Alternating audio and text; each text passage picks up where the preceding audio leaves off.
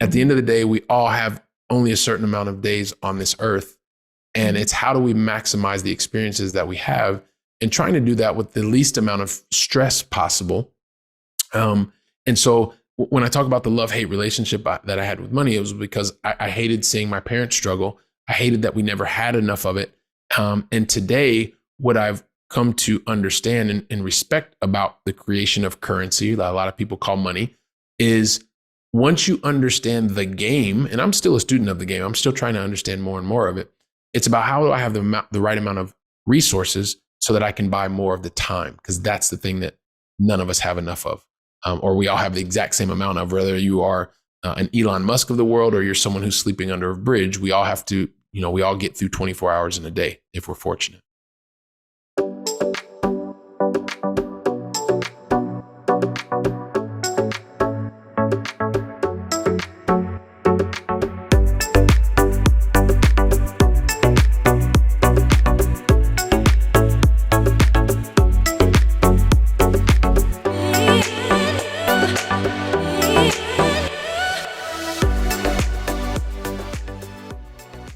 This is the Real Estate Vibe Show. I'm your host, Loomba, a commercial real estate investor. And today, I have a very special guest, my good friend, Billy Keels with me. A little bit about Billy. Billy's a regular guy from a middle-class family from Columbus, Ohio, who grew up knowing nothing about investing. When he got success in his career, which was the W-2 job, he had no idea how to invest his high salary, and he was too embarrassed to ask because he felt he should have known this already. And then he challenged himself to learn everything about money and investing. His mission was to turn his high wages into financial freedom. 8 years later, he achieved it. He created a monthly passive income that met all his expenses. He's no longer working in the corporate 2 job, and now he's on a mission to guide others to get their own freedom. And today, our topic of discussion is power of passive investing. Welcome, Billy, to my show, The Real Estate Vibe. Binky, I am so excited to be here. I just it's way overdue, and I'm honored to be here on the Real Estate Vibe. So I'm looking forward to another fantastic conversation. Every single time I have a chance to talk to you, it is always positive, lovely energy, and hope to share just a little bit of my story to hopefully help and make a positive impact on someone else today. I like it. Thanks for being here once again. I understand from your bio that you had learned the power of investing and compounding very early on, but you did not know how to get started. So please briefly share with me your background and how did you become who you are today? Yeah, sure. And Vinky, I know I'm a guest today, and this is the first time being on the podcast, but as a fellow podcaster, there is something that I would like to ask of your audience, if you're okay with that. And sure. I know that you put a lot of wonderful energy, fantastic time, and a lot of dedication into the podcast. And so if you are a listener, viewer today, and you have not had a chance to leave an honest written review for Vinky and the Real Estate Vibe, take just a couple seconds to do that, because what that's going to help Vinky do is also attract other guests that are going to provide you even more insight and value to the things that you do. So take just a couple seconds, leave her an honest written review as well as rating. I know it'll go a long way. So Vinky, with that, you're welcome. So with that as a background, like you talked about it before. So I'm a guy just, from a middle-class family in Columbus, Ohio. My parents divorced. I've seen a lot of my parents struggle because a lot of the things that they did around finances, they knew what they knew about money, and that was very little. And the few times that they did talk about money, it was usually a sore subject because we never had enough of it. I watched my parents struggle at the end of the month, paying certain bills. Did they pay this bill or did they pay that bill? And so I always had this love-hate relationship with money growing up. I knew that it was something that was really, really important, but because my parents never had enough of it, it was something that was a sore subject for us as well. At the same time, I was very fortunate because we lived in different places. I was born in Ohio. By the time I was 12, we'd already lived in a couple different places in the state of Colorado. My brother and sister were born there. We lived in a couple different places in Texas as well. I lived in Houston. And then eventually when my parents separated, we went back to Ohio with my mom. My dad stayed in Texas, was there in the oil and gas industry. And then eventually They reconciled, but eventually they got divorced. So one of the things that I saw from them was, hey, listen, you got to continue to work hard because it's about working harder to get more hours to make more pay. What they were not aware of, and so they couldn't really teach us, is, what was the game behind the game? What was the money game? How was that really being played? And understanding not only that you're working more hours and you're working harder, but how can you also work smarter? Understand the constructs of how you're generating income, how you generate income, how it ultimately you are able to keep more of your income, which at the end of the day is one of the things that I used to chase a lot because I thought money was everything. What I realize is that money today, or currency, or however you want to look at it, it's the thing that allows us to be able to buy more of our time. And time is the one asset that I now give more credence to over anything else. At the same time, I'm humble enough to recognize that if you don't have the financial resources to buy your time, that it's very, very difficult to be able to do so. So that is a kind of a background. Also been very fortunate, had a chance to work in a role right out of college. I got rejected twice by my dream job. And because I got rejected twice by my dream job, which was to work for a company called Procter & Gamble, and I wanted to work there, but they didn't think I could add enough value, I was gifted the ability to travel around the world. So by the time I was 26 years old, I'd worked and traveled throughout some 58 different countries with this job that I got after losing my dream job. Surprise, surprise. But what that did is it also opened my eyes to different ways of seeing the world, and even the ways and things that I was taught as a young person. When you're traveling to so many different countries, and I was staying a minimum of 2 weeks in every country, so I got a chance to really understand or absorb from a visitor's perspective, right? I know what it's like to be a local because that's very different. That's what I've done the last 21 years that I've been living in Europe. I left the US in 2001. I wanted to take a 1-year sabbatical because I had a chance to work and travel throughout 58 countries. Since then, I've not gone back to the US. I've continued to reside in Europe between France. I lived in Paris and then in a town in the south called Montpellier. I lived in Italy in a town called Cagliari. And most recently, I've been living in Barcelona, Spain since July of 2005. So depending on when people are listening, I think I'll probably still be here. I don't think I plan on going anywhere anytime soon.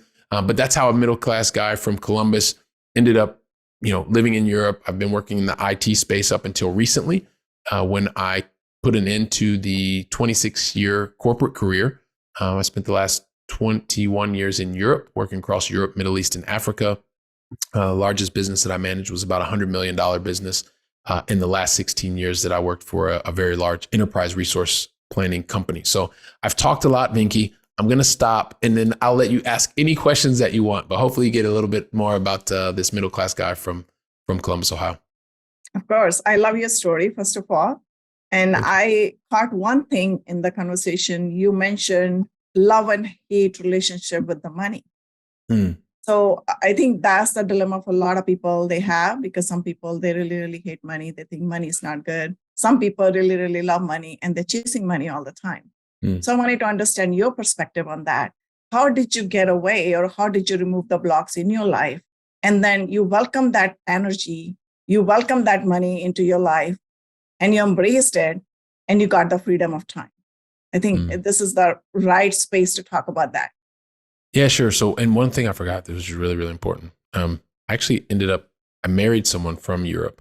My wife is Spanish. We have 2 children. They were both born here. So I've also understand this mixing worlds and different cultures and different language and different things like that. So this is also something that is become a part of my life, a part of my day to day.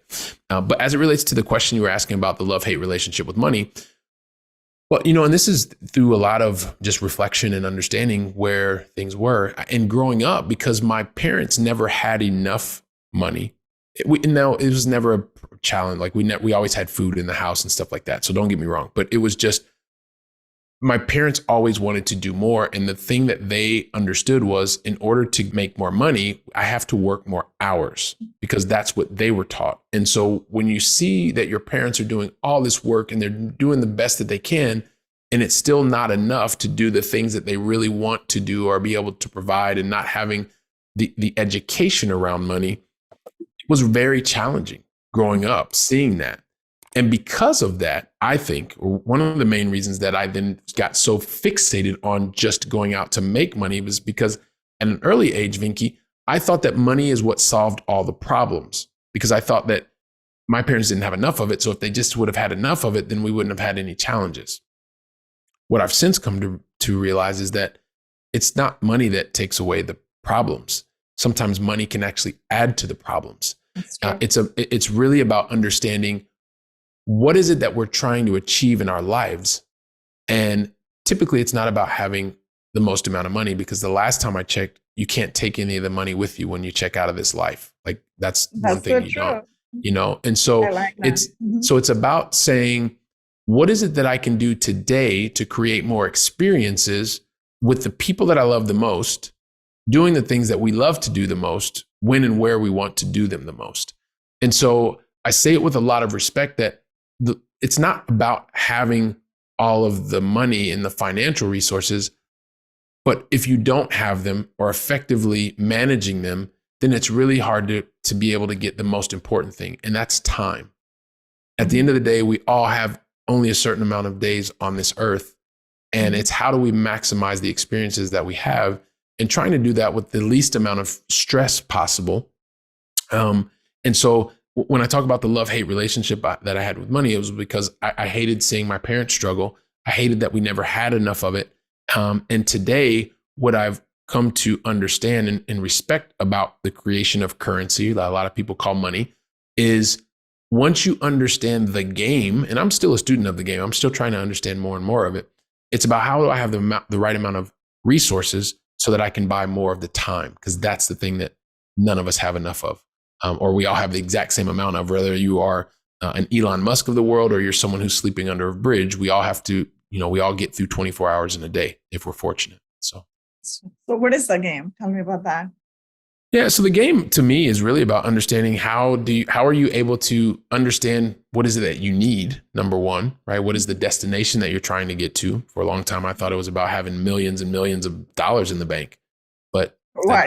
That's a question. Yeah, exactly. Like millions of dollars in the bank doesn't do anything. That's an ego trip that helps you feel like you're more important than you really are. But it's about saying, okay, well, what is it that I really want to be able to do as much as possible, right? Like I worked in a corporate world that I really liked, Vinky.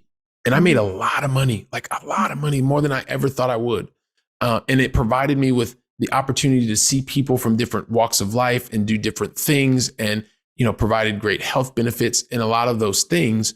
And I liked it. The thing is that it took two real life events for me to realize that like money is not the most important thing. The first thing that happened is when my son turned 3 years old, he's 13 now. I missed his third birthday. And I missed his third birthday because I chose to go to a business meeting, but I was a young father who was being incongruent. Like I was saying, hey, look, I want to be a great father. I want to be present. I want to do this. I want to do that. But I took a flight to fly to Frankfurt, Germany to attend a business meeting all day. And I missed my son's third birthday. That happened for me for a reason. I didn't understand it at the time, but emotionally it hurt me so much.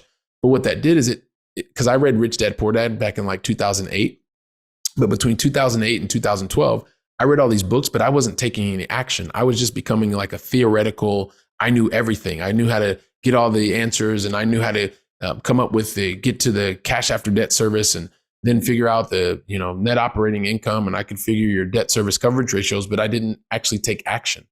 I'm a recovering perfectionist. I got stuck in this just trying to get the right answers, and that hurt, right? But when I missed my son's third birthday, I had to start taking action.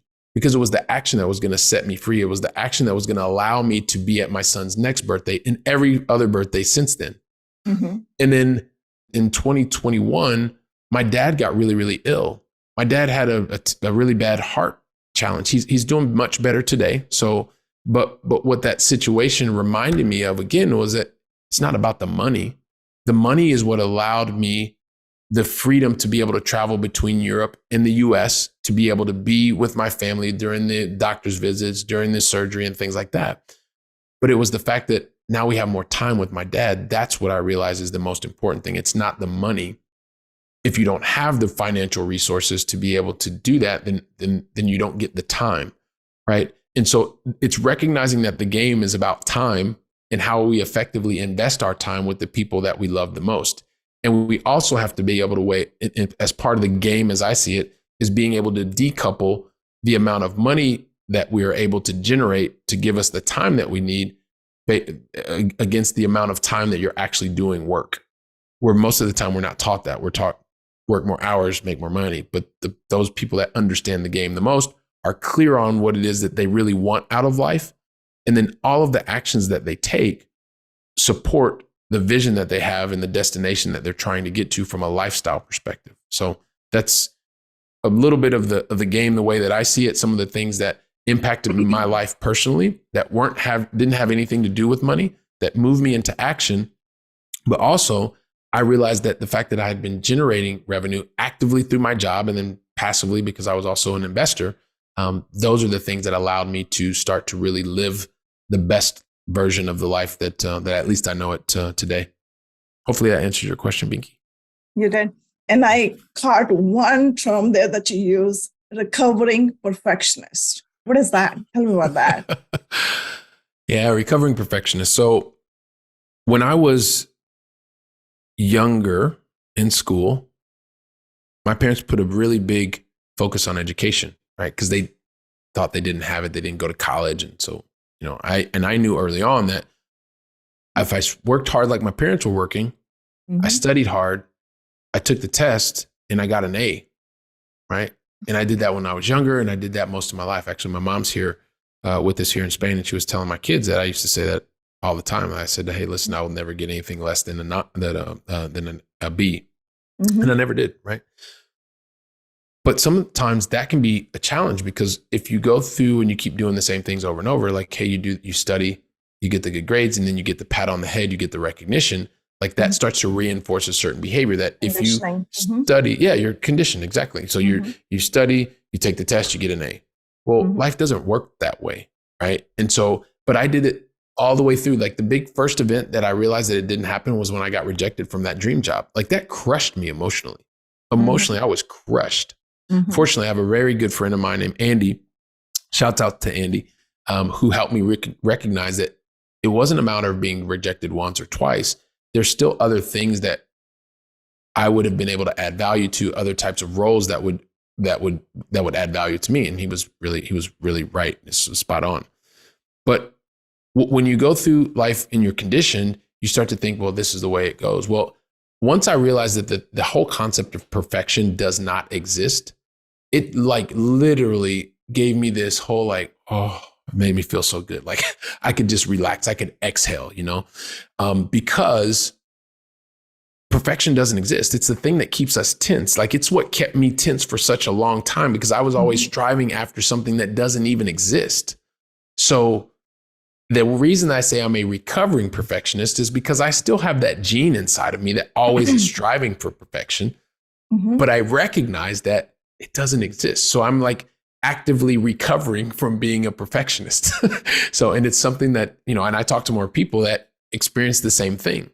And being aware that perfection doesn't exist. And so those moments when it tries to really kind of take over my life, I can put it in the right perspective, and it helps me to get like that saying, it's done is better than perfect. It helps me being a recovering perfectionist, because I just want to move things forward, get them done. Because if I get them done, or we get them done now, right? Because it's about how I am able to help mobilize a team.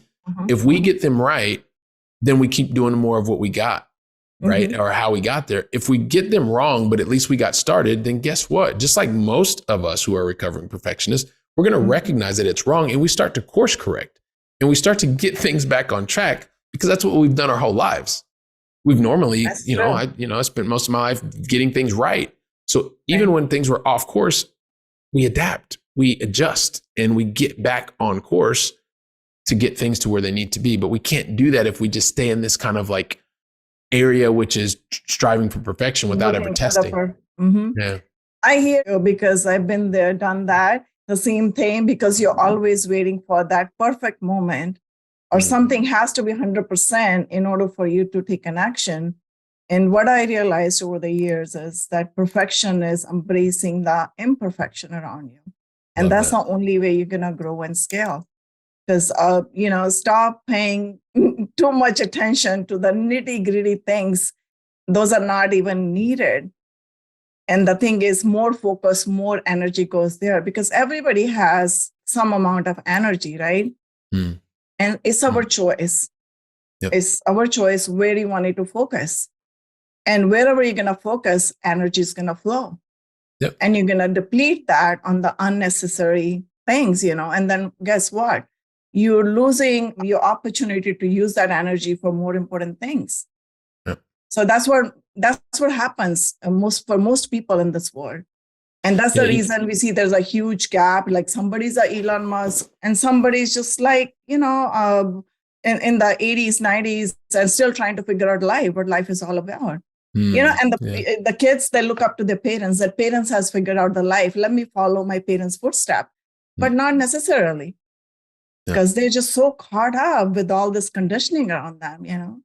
They can never get out of their bubble. And then kids, they don't learn, and they're repeating the same thing over and over again. Yeah, it's interesting. You mentioned that, and that was one of the things. Like after 26 years of working in corporate world, I realized that when I started designing the life that I have today, like one of the major important things is what I'm doing. Does it give me positive energy? Mm-hmm. And if the lifestyle that I want to build, if it's going to give me positive energy, then I'm going to go down that path. If it doesn't, I stop immediately, because I don't want to have anything that doesn't intentionally do anything or create this lifestyle that has the wrong energy. Mm-hmm. If the energy is not positive, I don't go down that path. Mm-hmm. If I can't create the environment that I want, that is going to be positive, supportive, which could tie back into energy, also not going to go back down that path. And lastly, if the economics that what I want to do don't support the lifestyle, then I don't want to do that either. So it helps me move in that right direction. I love that, because it's a huge realization, knowing that you can create your own destiny, or you have the power to design your life. Because most of the time we're just thinking, oh, God is happening, is predetermined. And it's only, I would say 1%, I would say in the whole world, who figure out, okay, we can design our own life. We have the power to do that. I love that, Billy. So let's pivot a little bit. I'm going to talk about your real estate journey. So tell me about that. You've been hearing all this time from your fellow workers or colleagues about the accredited investors term. And then you didn't know, you were just chiming in, just saying, pretending you knew about it. And then you wanted to, spend time to learn about the money and the financial freedom. So what was the tipping point, and how did you do that? Yeah. So the thing that happened for me is when 2000, right? So I coming from a family where I grew up thinking that if you had money at the end of the month, that was called investing. What I started realizing later was that's called saving. If you have money over at the end of the month, then you save that money. There's other money that you use to invest. So I'd been working for 5 years. I'd done like most people, and the HR department comes in and they ask you what you want to do, if you want to check this box. And so I wanted to invest for my retirement. I did that. I bought I also had 401k. I got the IRA. I did some mutual funds. And in 2000, the dot-com bubble, I lost the value on the portfolio. Well, and then in 2008, I lost 33% of the value of my portfolio. And that was the only investing that I was doing. 100% abdicated to financial advisors and just kind of ticking things on the internet.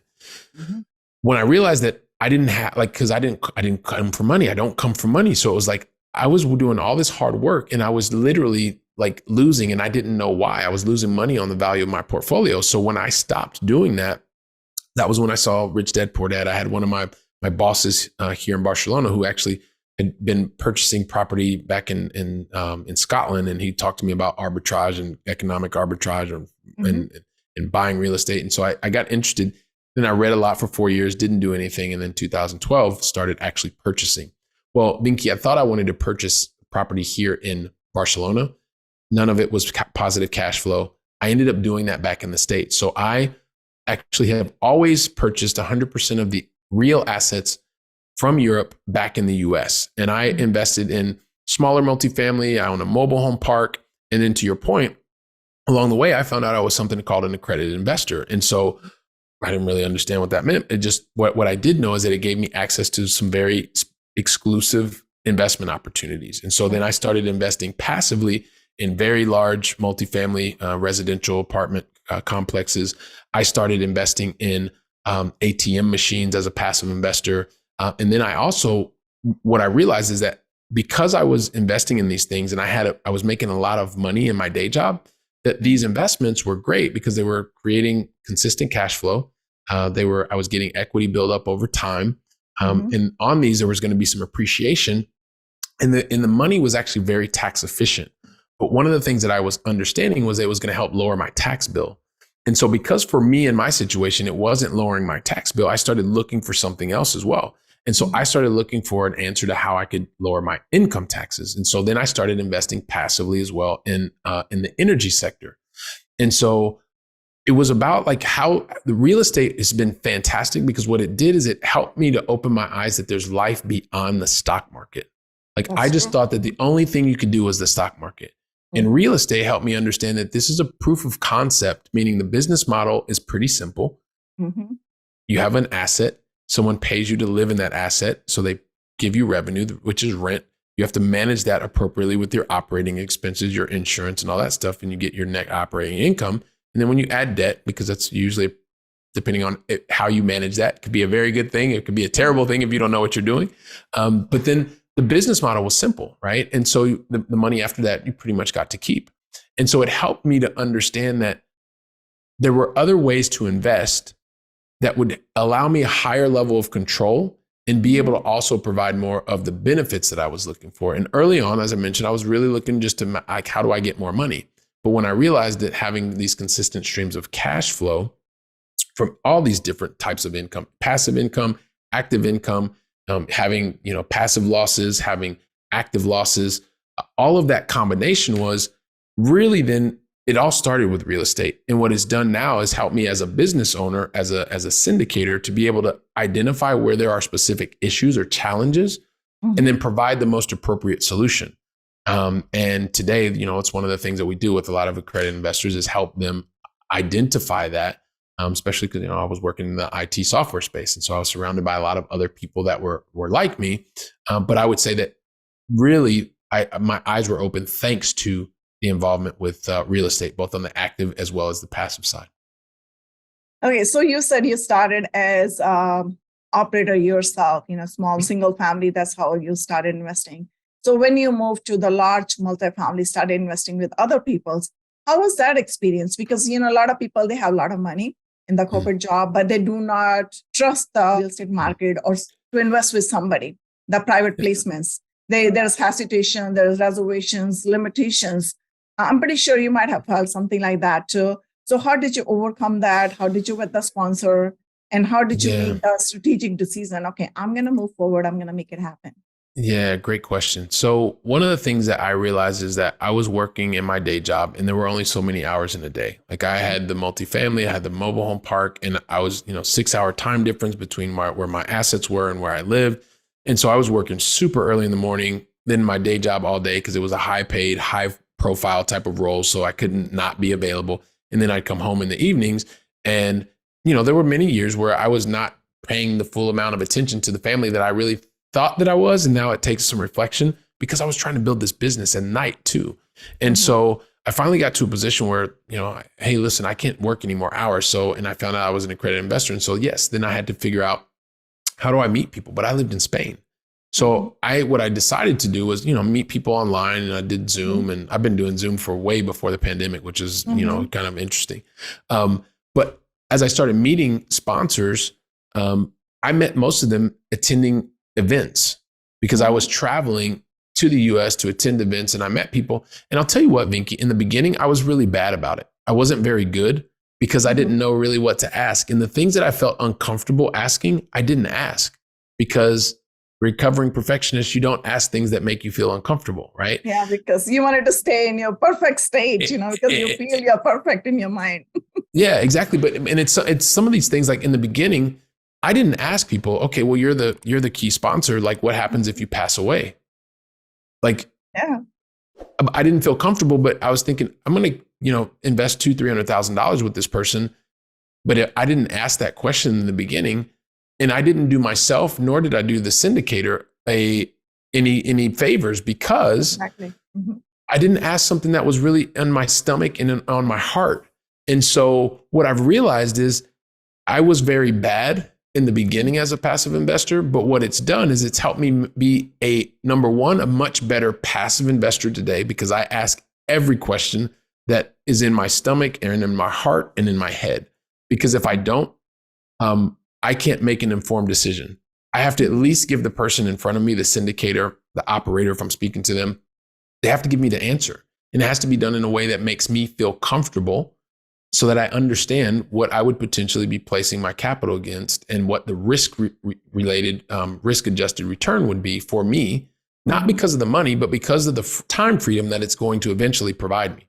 Mm-hmm. And so I only say that I was very bad at it in the beginning, but I feel like recognizing this perfectionist gene, working through that and being able to ask the questions that are going to help me to make a much more informed decision as a passive investor are the things that I do much better today. So the questions around, help me understand the business plan. If I understand the way that the business is going to make money, what are the time frames? What are the contingency plans that are happening? How are, cash flows moving? These kinds of things, because I need to know those things. And the one thing that I would say, as a recovering perfectionist, I don't wait for the answers to be perfect. I don't wait for everything to be green. I know that as a passive investor, there is a point that I have to make a decision based on imperfect information. Like I'm not going to get all of the answers. That's true. And it helps me as a passive investor. And it also helps me recognize as a syndicator, when I recognize that someone's trying to get every single thing right, like when people say, hey, look, I've got to get this perfect. Well, it's probably not for you. Like, don't do this because none of this is perfect. There's something you're not going to get all of the checks.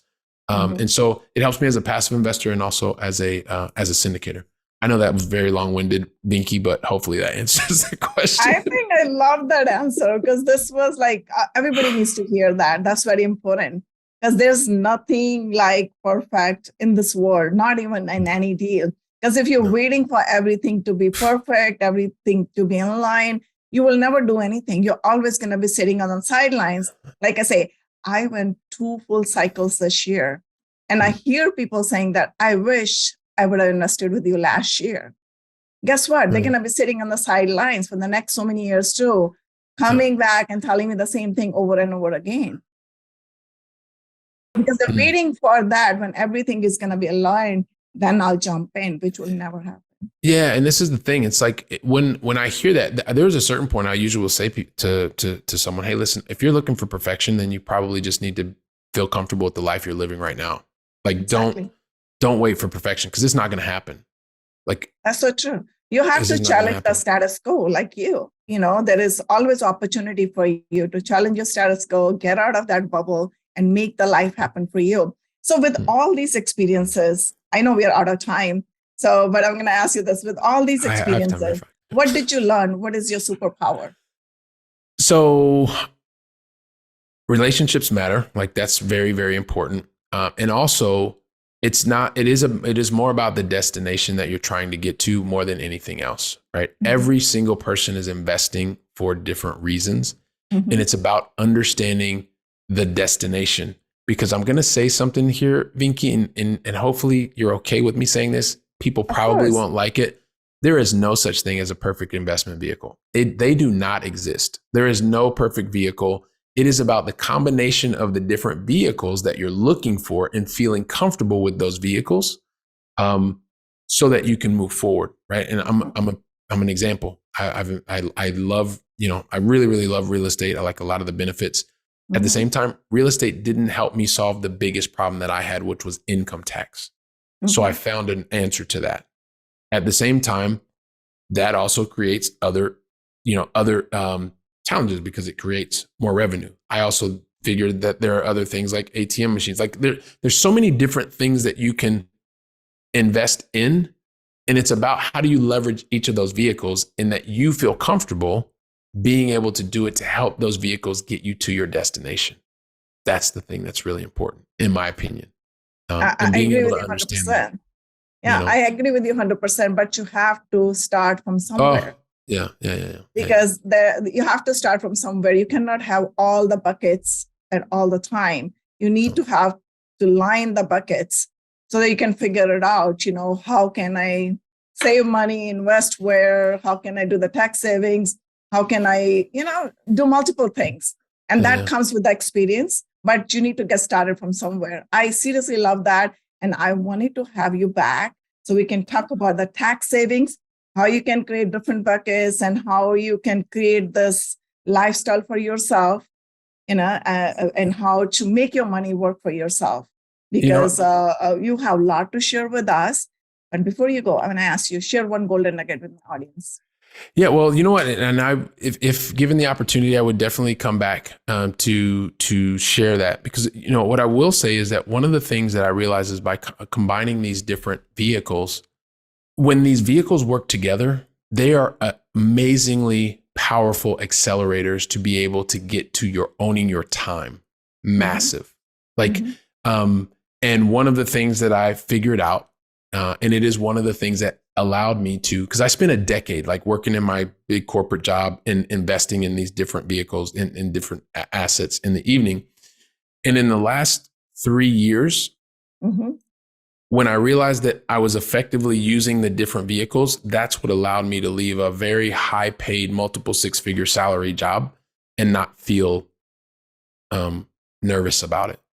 There were concerns because you change your lifestyle. That's what concerned me. But once I started realizing that, wow, there's actually an effective way for me to be able to not just generate more income, keep more of my income, and then redeploy it into different vehicles that I feel comfortable with. And in my 40s, I was out of the corporate world, and I don't ever plan on going back. I'd be happy to share how that happens and how we do that and all that kind of stuff, or at least what worked for me, or what is working for me. In another conversation. But this has been super awesome, Vicky. I really like this. This is super cool. That was super awesome. And I do have a vibe rapid fire round. I'm going to do it in the next episode. So this episode, just tell me, how can people reach out to you? Yeah, you know what? One of the things so there's a couple different ways.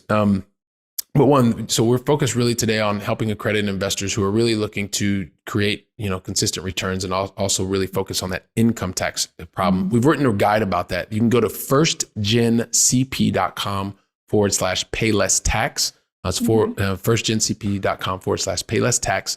That's a great way to learn a little bit more about what we're doing at First Generation Capital Partners. Also too, and I'm very sure that very shortly you can also check out Vinky on the Going Long podcast with Billy Keels, which is my podcast. You can find out there. And like you, Vinky, I really, really enjoy connecting with people on LinkedIn. And it would be great if you want to send a personal invitation. Just let me know that you heard Vinky and I speaking here on Real Estate Vibe. Would really appreciate it. I think those are the 3 most effective ways to connect with me. Thank you, Billy. I really enjoyed our conversation today. All right. Thanks so much, Vinky.